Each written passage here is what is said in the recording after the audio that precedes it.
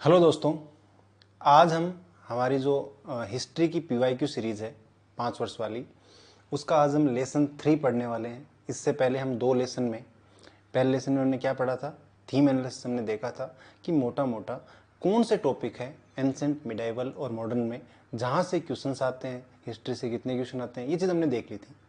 फिर हमने 2019 का जो पेपर था उसको हमने लेसन 2 में डिस्कस किया था। आज लेसन 3 है और लेसन 3 में हम ये देखने वाले हैं कि कितने क्वेश्चन आए थे, किस टाइप के क्वेश्चन आए थे, ठीक है, उनको कैसे अप्रोच करना है। सबसे इम्पोर्टेंट इस सीरीज़ की जो बात है वो यही है कि अप्रोच कैसे करना है, ठीक है। कुछ क्वेश्चन है जो सीधे नॉलेज बेस होते हैं, ज्ञान है तो कर सकते हो, नहीं है तो नहीं कर सकते। कुछ में ट्रिक्स भी होते हैं, वो भी हम देखेंगे। दोबारा हर साल, जैसे मैंने बताया था ना, 5 साल में आपको ये चीज़ें मैं रटवा दूंगा कि कहाँ से क्वेश्चन आ रहे हैं और आपको पढ़ते टाइम किन चीज़ों का ध्यान रखना है। और मोस्टली हम ये भी कोशिश कर रहे हैं कि जहाँ से क्वेश्चन आए उसके आसपास के एरिया को हम कवर करें ताकि आपको बेनिफिट हो। इन कम से कम ये क्लास ले रहे हैं तो एटलीस्ट ऐसा तो होना कि इसी पे अगर दोबारा क्वेश्चन आ जाए तो आपके क्वेश्चन सही हो जाए, समझ रहे हो।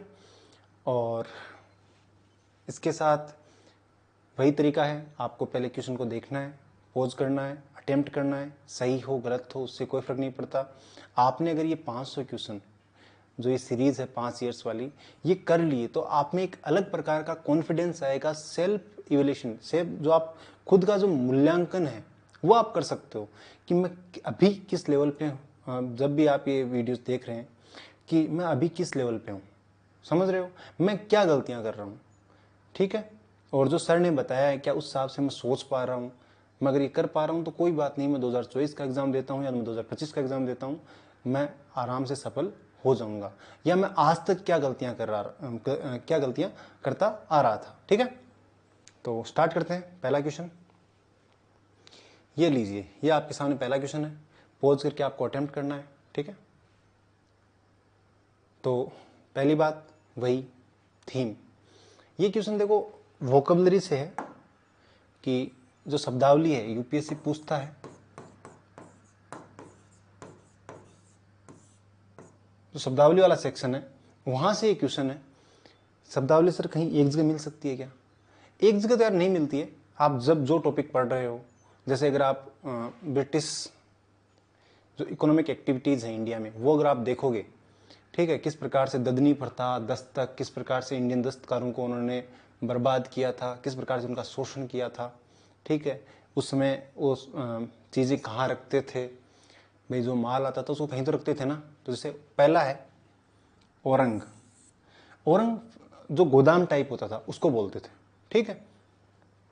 बेनियान सही है, ईस्ट इंडिया कंपनी का भारतीय एजेंट कहलाता था। मिरासदार, राज्य का नामित राजस्व दाता, ये भी सही है। मिरासदार तो आपने सुना भी होगा, साउथ में अब आप जब मराठा एम्पायर पढ़ोगे, वहाँ का प्रशासन पढ़ोगे तो मिरासदार ये तो आता है वर्ड, ठीक है। तो अगर आपको ये पता होता तो आप 1 2 3, ठीक है। औरंग का अगर आपको पता है कि ये नहीं था तो आप इन दो में, ठीक, 2 और 3, आपको एटलीस्ट 2 तो पता होने चाहिए थे। अगर आपको एक ये पता होता था ये गलत है ये सही है तो 50-50 में जाना पड़ता। अटेम्प्ट लेना चाहिए, 50-50 वाले क्वेश्चंस को आपको अटेम्प्ट लेने चाहिए, मैं तो लेता हूँ। क्यों? क्योंकि यार ऐसे क्वेश्चन होते हैं 30 के आसपास।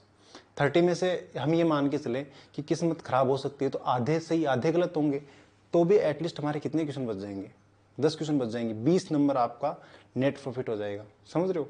ऐसा नहीं है कि सब में एक एक टिक में हमारे आंसर सही होंगे।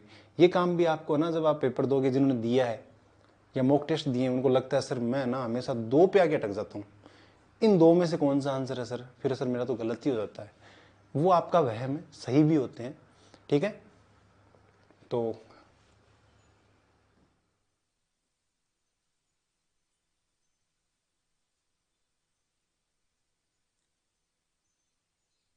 केवल 2 और 3, औरंग गोदाम को बोलते थे फारसी भाषा में, बिक्री से पहले चीज़ों को जमा करके यहाँ रखा जाता था। और बेनियन ईस्ट इंडिया कंपनी का भारतीय एजेंट, मिरासीदार दक्षिण भारत में भूमि में पुश्तैनी अधिकार का स्वामी। यहाँ बड़े बड़े अक्षरों में हमने लिखा है कि आपको एंसेंट, मिडाइवल, मॉडर्न में ऐसी शब्दावली जिसका अर्थ आपको नहीं पता है, जैसे हुंडी है, पीछा यूपीएससी ने पूछा था। तो हुंडी यार मुझे पता है, तो मैं उसको कहीं लिखने की जरूरत नहीं है, मेरे दिमाग में भी हुंडी का अर्थ ही होता है। मिरासदार जैसे मुझे पता था, तो मुझे उसको कहीं लिखने की जरूरत नहीं है। ठीक है, ये क्वेश्चन मैंने भी अटेम्प्ट किया था, मेरा सही था। और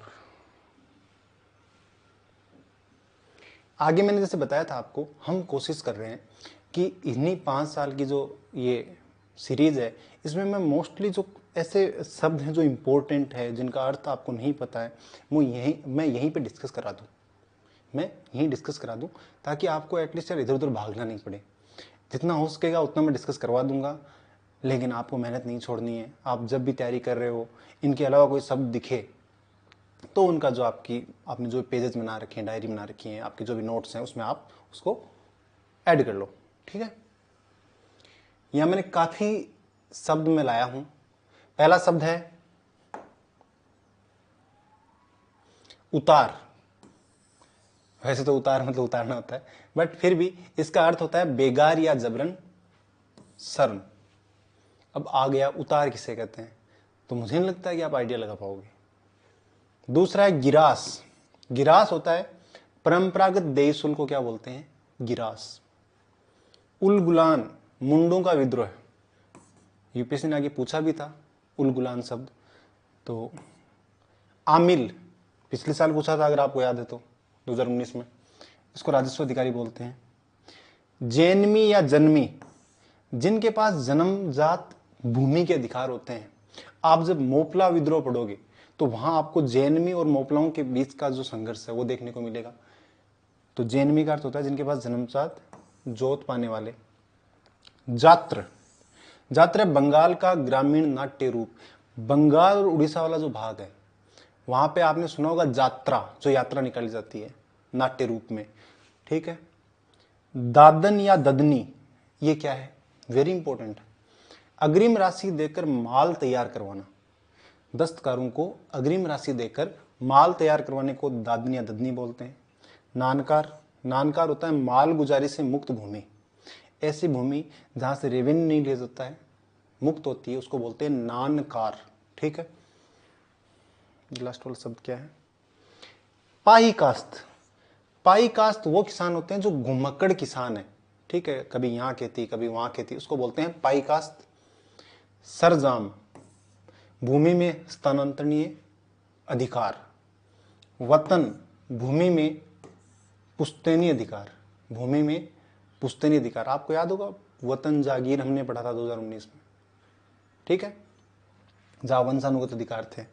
सनद, सनद होती थी मुगल राजाज्ञा, मुगल जो आदेश निकालते थे उसको सनद बोलते थे।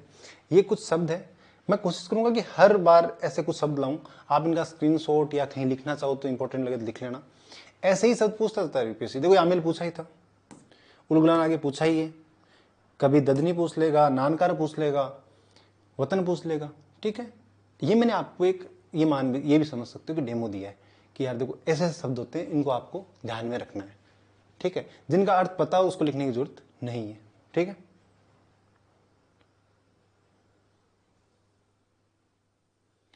भारत के धार्मिक इतिहास के संदर्भ में निम्नलिखित कथनों पर विचार कीजिए। पोज करना है, अटेम्प्ट लेना है ईमानदारी से। टॉपिक बताओ, टॉपिक कौन सा है, टॉपिक है जैनिज्म और बुद्धिज्म वाला, तो ये बुद्धिज्म का क्वेश्चन है।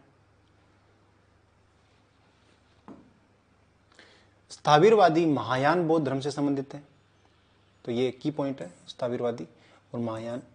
ठीक है, लोकोत्तरवादी महासंघिक से संबंधित है।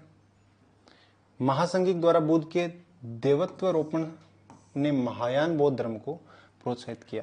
कुछ भी हो, लेकिन आप इस शब्द को तो आसानी से याद कर सकते हो, पिछले साल का क्वेश्चन था। महायान बौद्ध धर्म की जो विशेषताएं पढ़ी थी उसमें से एक विशेषता आपको याद होगी, और वो तो यूपीएससी ने ही पूछी थी कि देवत्व रोपण महायान बौद्ध धर्म की एक विशेषता है। यानी 3 तो सही है, एक मतलब 3, यानी आप कम से कम एटलीस्ट 3 ऑप्शन में तो आ गए। कब आ गए, जब आपने यूपीएससी के प्रीवियस ईयर्स देखे थे, उनका एनालिसिस ढंग से किया है, तो आप सारे क्वेश्चन कर सकते हो। देखो ये बुद्धिज्म वाला टॉपिक थोड़ा सा क्या है कि आपको बहुत गहराई में, मैं बार बार बोल रहा हूँ, क्यों बोल रहा हूँ, क्योंकि मैं करके जाता हूँ और मुझे उसका फायदा होता है। ठीक है, तो इसका आंसर हम देखते हैं। केवल 2 और 3 स्थाविरवादी हैं। ये महायान बौद्ध धर्म से संबंधित नहीं है। ये किससे संबंधित है? हीनयान से। अभी देखो विस्तृत हम इसका आंसर देखते हैं। ये जो बौद्ध धर्म का जो विघटन है महायान हीनयान में, फिर आप महायान का हमने पिछले 2019 वाले पेपर में देखा था कि महायान भी आगे जाकर माध्यमिक शून्यवाद या योगचार विज्ञानवाद में विभक्त हो गया था। उनके मैंने आपको प्रमुख नेता प्रमुख संत भी बताए थे। तो ये जो हुआ था, ये टाइम टाइम पर क्या है, बौद्ध धर्म की संगीतियां हुई, 4 संगीति हुई थी, सभा मान लो 4 सभा हुई थी। उन 4 सभाओं में अलग अलग राजाओं के काल में ये हुई और उनमें ये डेवलपमेंट हुआ। जैसे पहली बौद्ध संगीति है, देखो अभी बताते हैं आपको। प्रथम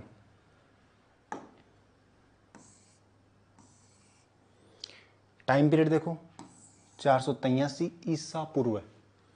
किसके काल में हुई? अजातशत्रु के काल में हुई। कहाँ हुई? राजगीर में हुई। अध्यक्ष कौन थे? पूर्ण महाकश्यप। क्या हुआ इसमें? सूत पिटक और विनय पिटक का संकलन हुआ। जो भी बच्चे तैयारी कर रहे हैं उन्होंने पढ़े होंगे कि बुद्ध धर्म में त्रिपिटक, जो बौद्ध धर्म के प्रमुख ग्रंथ हैं उनको त्रिपिटक बोलते हैं।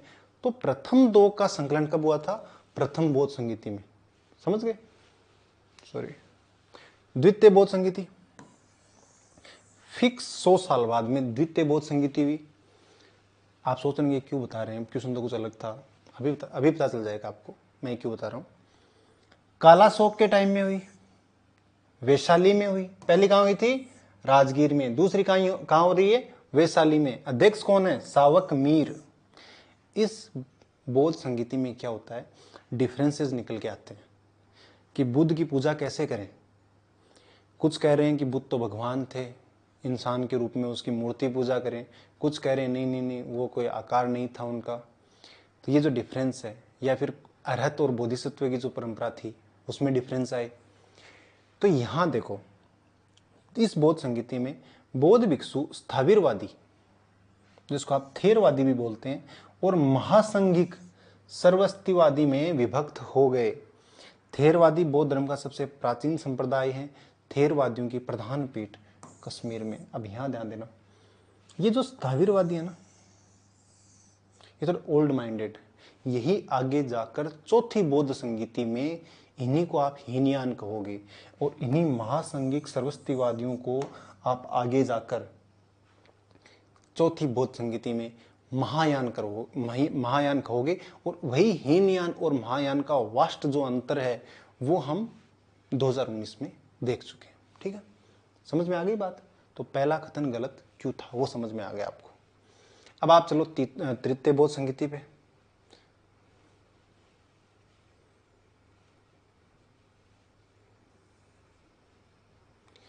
यहां आपका तृतीय बौद्ध संगीति दी हुई है। तृतीय बौद्ध संगीति का आयोजन द ग्रेट अशोक ने 251 ईसा पूर्व में किया था। कहाँ किया था? पाटलिपुत्र। आप इसकी छोटी सारणी बना लेना, ठीक है। इसलिए आपके सामने रहेंगे वीडियोस, तो आप इनको भी रिवाइज कर सकते हो या स्क्रीनशॉट ले सकते हो। अध्यक्षता किसने की? मोगलीपुत्तिस ने। अब इसमें क्या हुआ, आपको मैंने बताया था 2 जो सुत पिटक और विनय पिटक है उनका संकलन कब हो गया था? प्रथम बौद्ध संगीति में। तीसरा बच गया ना, तृतीय पिटक, अभिधम पिटक। इसका संकलन कब हुआ? तृतीय बौद्ध संगीति में। ठीक है, इसमें महासंघ के बारे में दिया हुआ है। महासंघिक, जिसे द ग्रेट कांग्रेगेशन के रूप में जाना जाता है। ये थोड़ा विस्तार से मैंने कोशिश की थी एक्सप्लेन करने की। जिसे महासंघिका के रूप में जाना जाता है, एक विचार जो प्रारंभिक बौद्ध स्कूल था, जिसके बारे में जाना जाता है कि ये 383 ईसा पूर्व है सेकंड बौद्ध संगीति के बाद गठित हुआ। वे सबसे पहले व्यक्ति थे जिन्होंने बुद्ध के दिव्यता की अवधारणा दी, प्रतिमा में मानव रूपी रूप में उनकी कल्पना की, जो आज भी जारी है महायान संप्रदाय में।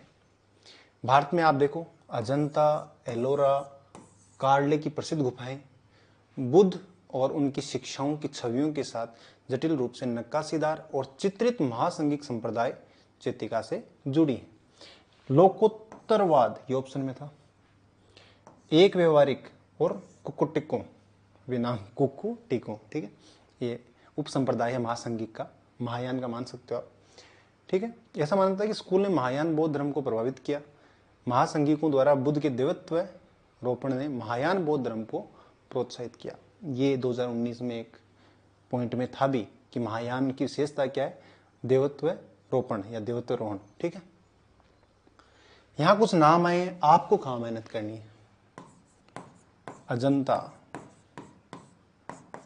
एलोरा, हालांकि मैंने आगे इनको एक्सप्लेन कर दिया आगे वाले वर्षों में, बट फिर भी देखो हमारा क्या रहता है, मेरा क्या रहता है, अब ये शब्द आ गए ना मेरे सामने, तो मैं क्या करता हूँ, जब मैं आर्ट एंड आर्किटेक्चर पढ़ रहा हूँ, मोस्टली क्या बौद्ध धर्म पढ़ता हूँ तो उसके साथ में उसके आर्ट एंड आर्किटेक्चर भी पढ़ता हूँ, तो उसमें मैं इसको ढंग से देख लेता हूँ। इसी अजंता और एलोरा, कार्डले, भाजा, इन पे आप पिछले 10 वर्ष के पीरियड में हजारों क्वेश्चन आप देखोगे। अब आपको सर हजारों क्वेश्चन मतलब बहुत सारे क्वेश्चन आप देखोगे। मैंने बुक आपको पिछले में बता दी थी यार, ये बुक है ना, इसमें सारे हैं, इसमें सारे हैं, तो आप एक बार इसको जरूर देख लेना। आप हो सकता है कुछ लोगों के दिमाग में कि सर बार बार क्यों बता रहे हो, कहीं झल्ला जाते हैं ना कि सर बार बार क्यों बता रहे हो। मैं इसलिए बता रहा हूँ कि इसमें है ना यार सारी चीज़ें एक साथ दी हुई है, तो मैं चाहता हूँ कि आपकी मेहनत कम हो जाए। इसके अलावा अगर किसी को लग रहा है कि नहीं नहीं हम जो कर रहे हैं सर हमारे पास एक कंप्लीट है, तो कोई दिक्कत नहीं, आप उसको कंटिन्यू कर सकते हो, ठीक है।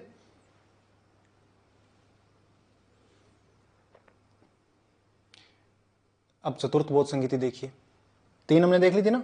चतुर्थ बौद्ध संगीति कब हुई, आपने कनिष्क का नाम सुना होगा, ठीक है, कुषाण राजा कनिष्क, उनके काल में कुंडलवन कश्मीर में हुई।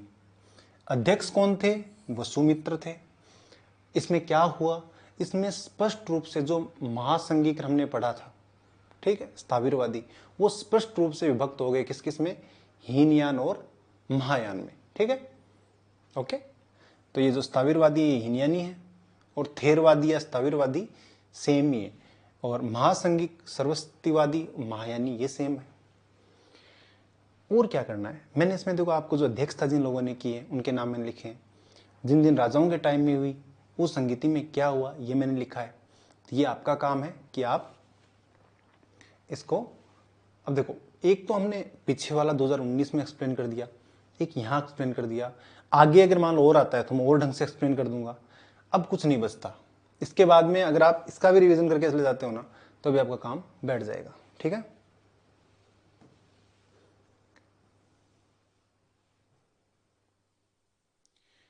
कुछ एक्स्ट्रा नॉलेज, एक्स्ट्रा जानकारी मैं आपके लिए लेके आया हूँ। बोधिसत्व, पहली बात बोधिसत्व आपको बताना है मेरे को कि बोधिसत्व कौन से हीनयान की अवधारणा है, महायान की, महायान की। हीनयान की क्या है, अरहत, ठीक है। तो बोधिसत्व मेनली 5 माने जाते हैं, वज्रपाणी, अवलोकितेश्वर, मैत्रेय, अमिताभ और मंजूश्री। ऐसा माना जाता है कि 4 वज्रपाणी, अवलोकितेश्वर, अमिताभ और मंजूश्री, इनका तो हो चुका है जन्म, लेकिन मैत्रेय ये भावी बुद्ध है। ये क्या है, भावी बुद्ध। सिंपल सा क्वेश्चन आता है, भावी बुद्ध कौन सा है, ऑप्शंस दिए हुए आएंगे, मैत्रेय आपको आंसर करना है।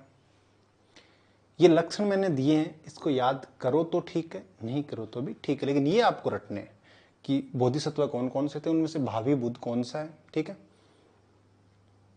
अब अगर आ जाए यूपीएससी पूछ सकता है, पहले पूछे हुए हैं विभिन्न एग्जामों में कि अनुयायी शासक कौन कौन से थे। ऊपर लिखा हुआ है बिंबिसार और अजातशत्रु, कौन से साम्राज्य के, मगध साम्राज्य, पिता पुत्र हैं बिंबिसार और अजातशत्रु। वत्स जो आप महाजनपद आप पढ़ते हो, 16 महाजनपद, तो वत्स जो महाजनपद है उसके शासक उदयन भी बुद्ध के समकालीन अनुयायी शासक थे। कौशल के प्रसेनजीत, अवंती के महाकच्चयन, शाक्यों के भद्रिक। इनको आप रट लेना, यूपीएससी अगर हार्ड क्वेश्चन पूछे तो इनसे पूछ सकता है। आपको भी मैंने ये क्यों बताया है, मैं चाहता हूँ कि यार हिस्ट्री में आपका क्वेश्चन गलत नहीं हो। हिस्ट्री में आपका जब आप इतनी मेहनत कर रहे हो, इन वीडियोज़ को देख रहे हो, ठीक है, इतना इंटरेस्ट आपने इसमें लिया है, तो क्वेश्चन गलत नहीं होना चाहिए। एक क्वेश्चन देखो, मैं खुद आपको बताता हूँ, मैं तो खुद एक्सेप्ट कर लेता हूँ, देखो ऐसी बात नहीं है, क्योंकि जितना जल्दी आप अपने आप को एक्सेप्ट करते हो उतना ही जल्दी आपके पास होने के चांसेस है ना वो बढ़ जाते हैं। वरना बच्चा क्या करता है, मेरे तो कोई गलती नहीं थी, किताब में कमी थी, मेरे तो कोई गलती नहीं थी, वो तो टीचर ही बेवकूफ़ था, उसने पढ़ाया ही नहीं, ये वो। देखो टीचर एक लिमिट तक आपकी हेल्प कर सकता है, उसके बाद में है ना वो बता सकता है। जैसे मैं यहाँ पे बता सकता हूँ कि यार आपको ये करके जाना है, ये करके जाना है, करना आपको ही पड़ेगा, समझ रहे हो। हाँ जी, इसके बाद मैंने एक चीज़ और आपके लिए लाया, मैं आपके लिए यहाँ लेके आया हूँ, बुद्ध के जीवन से जुड़े स्थान। क्या पूछ सकती है यूपीएससी? बिल्कुल पूछ सकती है। क्यों? क्योंकि ऑप्शंस में आता है ना तो हमें क्या लगता है कि सारे ही सही लग रहे हैं, सारे ही सही लग रहे हैं, लेकिन ऐसा होता नहीं है। जीवन से जुड़े स्थान: लुम्बिनी, कपिलवस्तु, बोध गया, आपको दिख रहा होगा, सारनाथ, कुशीनगर, श्रावस्ती, संकिसा या शंका से ऐसे लिखा हुआ आता है, 8वां वैशाली। ये वो स्थान है जहां महात्मा बुद्ध गए थे। कुछ जैसे कहीं जन्म हुआ था, कहीं उनका महापरिनिर्वाण हुआ था, बोध गया, उनको क्या मिला था? ज्ञान मिला था। सारनाथ स्पीच उन्होंने दिया था पहली बार। तो इस हिसाब से ये रिलेटेड है, समझ रहे हो आप।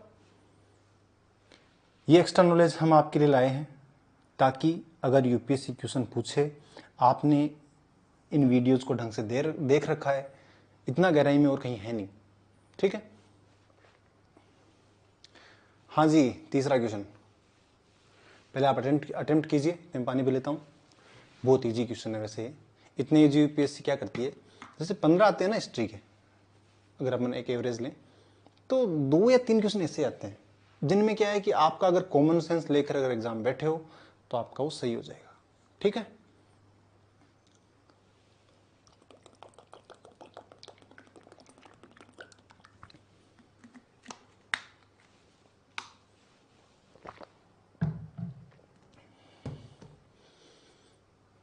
आपने अटेम्प्ट कर लिया होगा। टॉपिक बताओ, कौन सा टॉपिक है? आपने सोच लिया होगा दिमाग में।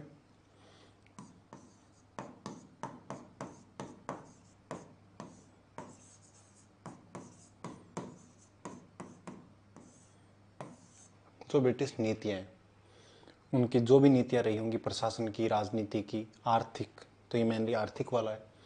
यूपीएससी एक क्वेश्चन वहाँ से पूछता है, ये एक एक्ट वाला ही, वो तो परमानेंट है,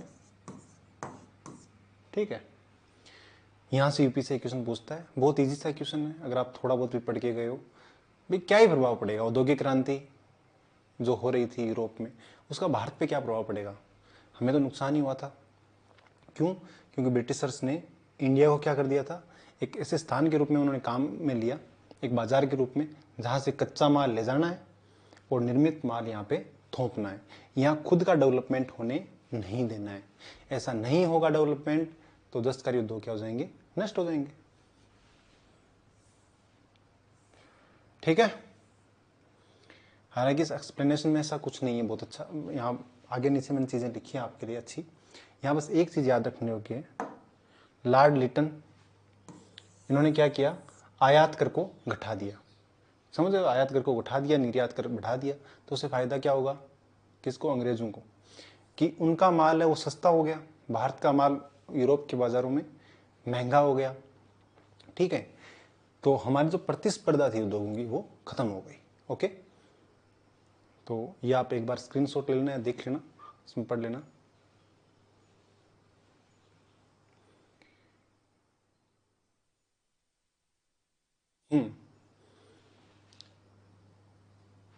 देखो, अगर मैं इंडिया की औद्योगिकरण की बात करूं, ये छोटी छोटी जानकारियां हैं लेकिन ये प्रीवियस ईयर्स में आई हुई हैं।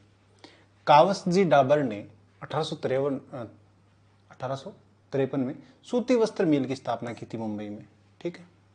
1855 में रिसरा, जो बंगाल में है, रिसरा बंगाल में, जॉर्ज ओकलैंड ने जूट मिल की स्थापना की थी। 1907 में टिस्को की स्थापना हुई, टाटा ने की, जमशेदपुर में, ओके। इधर क्या है, आपने धन निकासी सिद्धांत, वेल्थ ड्रेन थ्योरी बहुत बार पढ़ा होगा। किसने दिया था? दादा भाई नौरोजी ने। कौन सी बुक्स में दिया था? Poverty and un British rule in India 1867, the wants and means rule in India 1870, on the commerce of India 1871। ये 3 बुक हैं, किसने लिखी हैं? दादा भाई नौरोजी ने। पूछ सकता है, बुक देकर पूछ सकता है, इनका क्रम पूछ सकता है कि पहले कौन सी बुक आई, बाद में कौन सी बुक आई। R.C. दत्त, इन्होंने लिखी थी economic history of India. M.G. Ranade, इन्होंने एक पेपर पब्लिश किया था उस पर कि किस प्रकार से अंग्रेज हमारा शोषण कर रहे हैं, हमारा धन वो ब्रिटेन ले जा रहे हैं। इसके अलावा 1896 का जो कलकत्ता अधिवेशन था, उसमें पहली बार धन निकासी सिद्धांत को कांग्रेस ने स्वीकारा था। ठीक है, प्रश्न आ सकता है डायरेक्ट। ओके, तो ये थोड़ी सी एक्स्ट्रा नॉलेज था। इसके अलावा आपको भी थोड़ी मेहनत करनी है। जो ब्रिटिशर्स की क्या है इकोनॉमिक पॉलिसीज में, आपने और क्या पढ़ा होगा? एक ही आपने ये पढ़ा होगा कि उन्होंने उनकी जो भू राजस्व नीति थी वो कैसी थी, वो आपने पढ़ी होगी। उसको आपको ढंग से प्रिपेयर करके जाना है, चाहे आपका स्थायी बंदोबस्त हो, जमींदारी बंदोबस्त है, महालवाड़ी है, रेतवाड़ी है। ओके, ये काम आपका है, उसको ढंग से प्रिपेयर करके जाना है, आगे कभी भी वो क्वेश्चन आ सकता है। हाँ जी, नेक्स्ट क्वेश्चन को अटेम्प्ट करो। पहले आप मुझे ये बताओ, इसको पॉज करके आप अटेम्प्ट तो कर लोगे। ये बताओ कौन सा टॉपिक, कौन सी थीम है ये थीम है राजा महाराजाओं वाली। जब भी पढ़ रहे हो वो एंसेंट, मिडाइवल या मॉडर्न, तो जो भी राजा रहे हैं, किस वंश के हैं, किस एरिया में थे, उनकी राजधानी क्या है, कोई महान शासक, उसका टाइम पीरियड थोड़ा बहुत, ठीक है, उसने क्या काम किया वो आपको ध्यान रखना है। उसने कोई निर्माण करवाया हो, उसके टाइम में कोई आपका कोई यात्री आया हो, समझ रहे हो, कोई घटना घटित हुई तो बैठ जाता है काम आपका। ये क्वेश्चन देखो यूपीएससी, ये थोड़ा सा हार्ड इसलिए पड़ता है कि यूपीएससी अब थोड़ी गहराई में जाने लग गया। उसका रीज़न ये है कि यूपीएससी अब क्या हो रहा है, प्रीवियस ईयर्स करके जा रहे हैं लोग, तो थोड़ा उनको भी लग रहा है कि लीक से हटे, लेकिन लीक से बहुत ज़्यादा हट नहीं पाती है यूपीएससी। अब लगातार इन पे पूछ रही है, राजा महाराजा राजा महाराजा, एक दो क्वेश्चन हर साल आ रहे हैं, मैं आपको दिखाऊंगा भी, समझ रहे हो। तो हाँ, इसमें क्या पूछा है, अब देखो हमने क्या है कि प्रिपरेशन की ना, अब राजा महाराजाओं को किस लेवल तक जाके पढ़ना है, समझ रहे हो, ये भी एक इंपॉर्टेंट बात है। तो हमें ये चीज पता है, मैंने आपको बता दिया क्लियर कि आपको क्या पढ़ना है, कौन से वंश की स्थापना किस राजा ने की, उस वंश का इंपॉर्टेंट राजा, उसका टाइम पीरियड, मोटा मोटी टाइम पीरियड, उस राजा के टाइम में कोई निर्माण हुआ हो, कोई बड़ी घटना हुई हो, कोई युद्ध हुआ हो, ठीक है, प्लस कोई बाहर से कोई यात्री आया हो, वो चीज़ आपको देखनी है। अब होता क्या है ये मुझे पता है, तो मैं तो इतना ही याद करके जाता हूँ।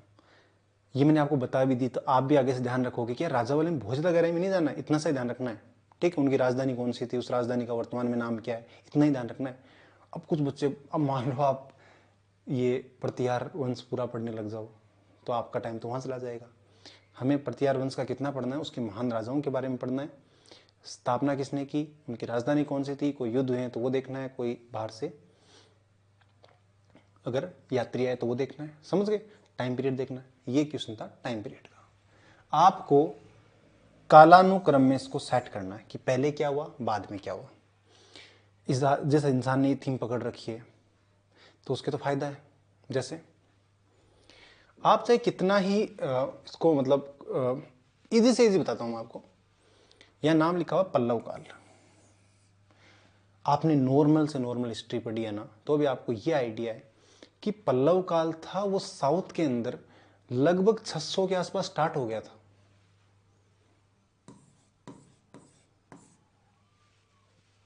समझ रहे हो, 600 के आसपास स्टार्ट हो गया था। भोज ये प्रतिहार है, तो राजा भोज आप जो 9वीं सदी है उसके बाद उसमें आप राजा भोज के बारे में पढ़ते हैं। चोल, चोल आप जब हिस्ट्री की बुक पढ़ते हैं तो चोल में आप देखते हैं कि इनका तो टाइम पीरियड था, जैसे राजेंद्र चोल, राजराज चोल, ये तो 1000 के आसपास भी थे, 1000 के आसपास भी थे। गोपाल, ये जो मैं आपको बता रहा हूँ तरीका, ऐसे मैं वहाँ एग्जाम में ऐसे ही सोचता हूँ कि यार उसका टाइम पीरियड ये एग्जैक्ट याद नहीं रहता है, हिस्ट्री का हूँ तो भी नहीं रहता है। क्यों? क्योंकि यार एक एक पॉइंट्स नहीं रट सकते ना अपन। पाल वंश, ठीक है, अब ये थोड़ा सा आपको आइडिया कि अब दो तीन चीज जैसे आपको पता लगा पल्लव तो लगभग पहले आना चाहिए। जैसे पल्लव पहले आना चाहिए तो आपका 50% काम हो गया। अब अगर आप एक चीज और पकड़ लेते हैं, कोई भी है कि चोल पहले था, प्रतिहार पहले था, पाल पहले था, आपको पता है लगभग है ना, ये प्रतिहार है ना, ये चोलों से मान लो पहले ही थे। तो आप जैसे मान लो एक और करते हो तो सीधा आपका आंसर आ जाता है। समझ रहे हो? चलो आपने अटेम्प्ट किया होगा, देखते हैं आपने क्या आंसर दिया है। और आंसर क्या है? 2 4 एंड 1 3। तो सबसे लास्ट में कौन से आए हैं? चोल ही आए हैं। ठीक है, तो सबसे पहले हम गुर्जर प्रतिहार वंश के बारे में थोड़ा सा देख लेते हैं। मिहिर भोज। अब क्या किया हमने, जिस राजा का नाम है उसको हमने थोड़ा सा एक्सप्लेन कर दिया ताकि आपको आगे दिक्कत नहीं हो। मिहिर भोज 1836 से 1885 तक। कलहण और अरब यात्री सुलेमान भी इसके बारे में जानकारी देते हैं। इसके दरबार में नहीं थे कलहण, तो इसके दरबार, कलहण तो कश्मीर में था, आप पढ़ेंगे। सुलेमान ये अरब यात्री था, लेकिन ये सुलेमान आया इसी के टाइम में था। अब ध्यान रखना, देखो दो भोज हुए हैं, एक प्रतिहार का हुआ है और एक परमार का हुआ है। परमार वाले को राजा भोज बोलते हैं, इसको बोलते हैं मिहिर भोज। ठीक है, सुनने का प्रथम जो अभिलेखीय प्रमाण है वो मिहिर भोज का जो ग्वालियर अभिलेख है, यूपीएससी आगे यहां से क्वेश्चन पूछ सकता है। उसने आदिवराह और प्रभास की उपाधि ग्रहण की, आगे पूछ सकता है यूपीएससी।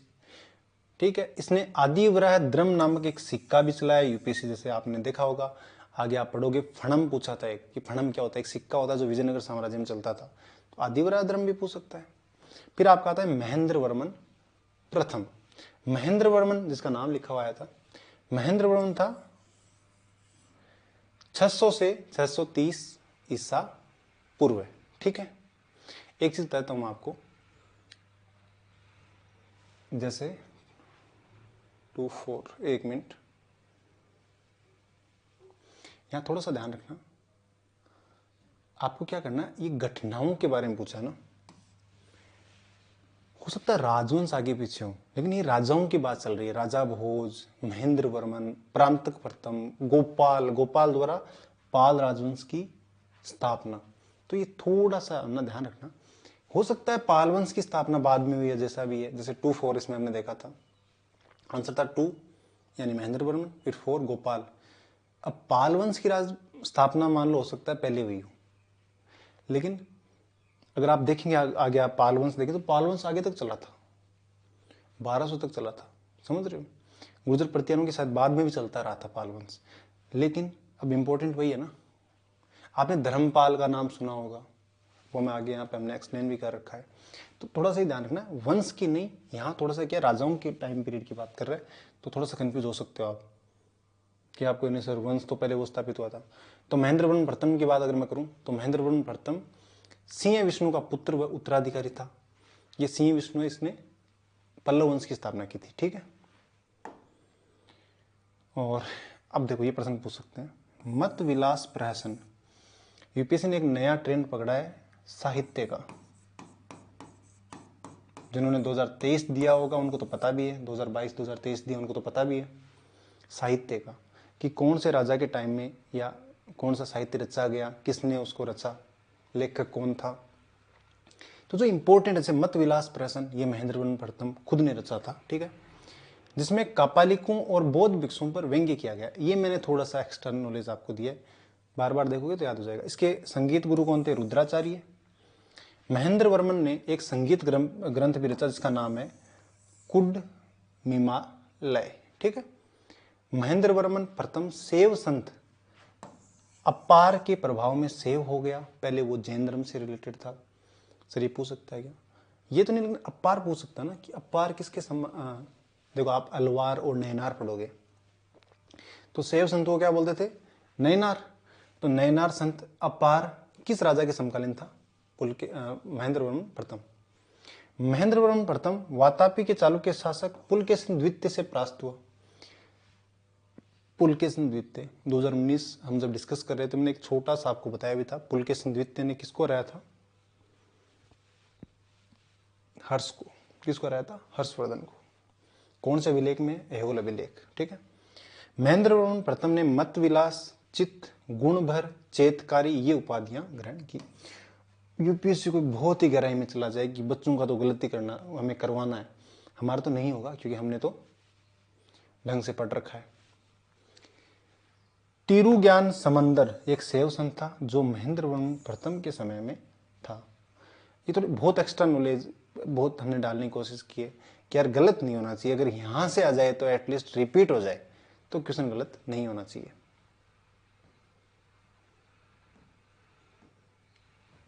तो आपके लिए बहुत मेहनत करके हम लाए हैं। पल्लव कला की अगर मैं बात करूं, पल्लव काल की सॉरी, तो कला और स्थापत्य के लिए प्रसिद्ध है। पल्लव कला ही द्रविड़ कला शैली का आधार बनी।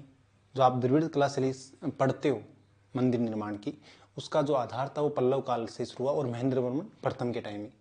दक्षिण भारत की जो मंदिर स्थापत्य शैली, इसके 3 प्रमुख अंग थे। मंडप, पहले मंडप बनाना स्टार्ट किया उन्होंने, फिर रथ मंदिर बनाए, फिर विशाल मंदिर बनाए। तो ये मैंने थोड़ा ये शैली जो महेंद्र वर्मन शैली है, जिसमें कठोर पाषाणों को काटकर गुहा मंदिरों का निर्माण किया, जिसे मंडप कहते हैं। ठीक है, ये थोड़ा सा आप देख लेना। यूपीएससी ने पल्लव कला पर क्या है कि प्रश्न पूछे। कब पूछे? महाबलीपुरम, आपने नाम सुना होगा, महाबलीपुरम के मंदिर, अर्जुन की तपस्या। डायरेक्ट आ सकता है कि अर्जुन की तपस्या जो चित्र है, जो मूर्ति है, ये किस राजवंश से संबंधित है। अब वहां याद नहीं आता अर्जुन की तपस्या, कोई सोचेगा नॉर्थ में होगा, समझ रहे हो, साउथ में दिमाग नहीं जाता है। फिर आप चलो प्रांतक प्रथम पर, देखो टाइम पीरियड देखो 907 से 955। इसको उत्तम चोल भी बोलते थे। यहाँ देखो मैंने हर राजा को डिस्कस नहीं किया है, चोल वाले को, जो ऑप्शन में था उसी को किया है। आपका ये दायित्व बनता है कि फिर आप चोल वंश के जो इंपॉर्टेंट राजा है, राजेंद्र है, राजराज है, उनको आप डिस्कस करो। उत्तर मेरू अभिलेख आपने सुना होगा, जिसमें स्थानीय स्वशासन की बात होती है। इसने मदुरई कोंड की उपाधि धारण की। पाल वंश की स्थापना गोपाल ने की थी 750 से 770। पाल वंश के शासक बौद्ध धर्म के अनुयायी थे। गोपाल ने उदंतपुरी विहार का निर्माण करवाया। कुछ लोग मानते हैं कि उदंतपुरी विहार का निर्माण धर्मपाल ने करवाया था। यूपीएससी आजकल विभिन्न राजवंशों के प्रमुख राजाओं के कालक्रम के रूप में प्रश्न पूछ रहा है, अतः ऊपरी सतह पर देखो मैंने लिख भी दिया है, जो चेतावनी आपको वो हमने लिख भी दी है। अब देखो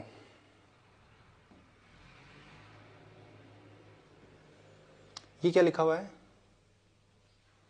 राजा भोज से संबंधित प्रश्न 2022 में भी पूछा है। भोज 2 हुए मैंने बताया, एक मिहिर भोज हुआ है, एक भोज हुआ है। ठीक है, वो भोज परमाणु में था, मिहिर भोज प्रतिहारों में थे। तो कभी कभी ऐसे कनेक्ट में आए ना तो गलत मत कर देना कि सर हमें तो प्रतिहारों में पढ़ाया था। 2 भोज हुए हैं ना, दोनों इंपॉर्टेंट हुए हैं। ठीक है, नेक्स्ट क्वेश्चन पे चलते हैं। हुंडी, इजीएस्ट क्वेश्चन, नॉर्थ इंडिया वालों के लिए सबसे इजी क्वेश्चन था। साउथ वालों के लिए हो सकता है दिक्कत हो, आपके लिए दिक्कत नहीं थी।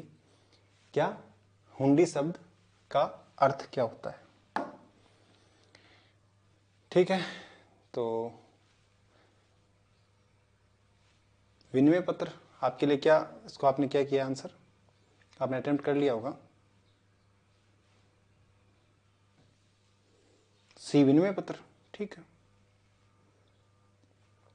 हुंडी एक स्थान से दूसरे स्थान पर इसको स्थानांतरित करने के लिए इसको यूज में लिया जाता था। ठीक है,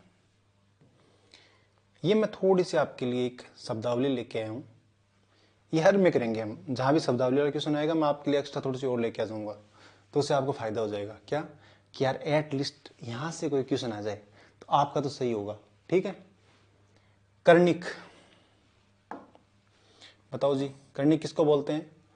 देखो कर्णिक मेनली होता था बाबू, क्लर्क जिसको बोलते हैं, राइट करने वाला, जो निर्णय लिखने का काम करता था या कुछ और काम करता था। इसी कर्णिक के साथ में एक महाअक्षपटलिक, जो क्या करता था, जो पुराने टाइम में भूमि के अभिलेख होते थे, साक्ष्य होते थे, उनको सुरक्षित रखने का काम करता था, उसको महाअक्षपटलिक बोलते थे। महतर, जो ग्राम प्रशासन का एक प्रमुख अधिकारी होता था, महतर, या कहीं लिखा हुआ था महतार। कासवन, नाई को पुराने टाइम में कासवन बोलते थे। पुग, ये नाम सुन लेना, पुग, निगम, श्रेणी, जेठक, सार्थवा, ये सारे के सारे व्यापारियों की जो या जो श्रेणियों की जो संगठन होता था कलाकारों का, शिल्पकारों का, उसके लिए काम में आता था। कुटुम्बिन और किनास, ये दोनों किसानों के रूप है। कुटुम्बिन जो स्वतंत्र किसान होते थे, और किनास जो बंटाई पर खेती करते थे, उनको किनास बोलते थे। गोलमिक, वन अधिकारी को क्या बोलते थे? गोलमिक बोलते थे। और पुरपाल, आपको दिख रहा होगा ये, पुरपाल और द्रांगिक। पुरपाल से तो आपको याद आ जाएगा, पुरपाल तो पूरे नगर का अधिकारी, लेकिन द्रांगिक आ गया तो क्या करोगे? द्रांगिक ये सेम चीज होती है, नगर का प्रधान अधिकारी। आप इसको एक बार रिवाइज करके जाना, मुझे तो क्या थोड़ा याद है, लेकिन आपको भी क्या याद रखने हैं।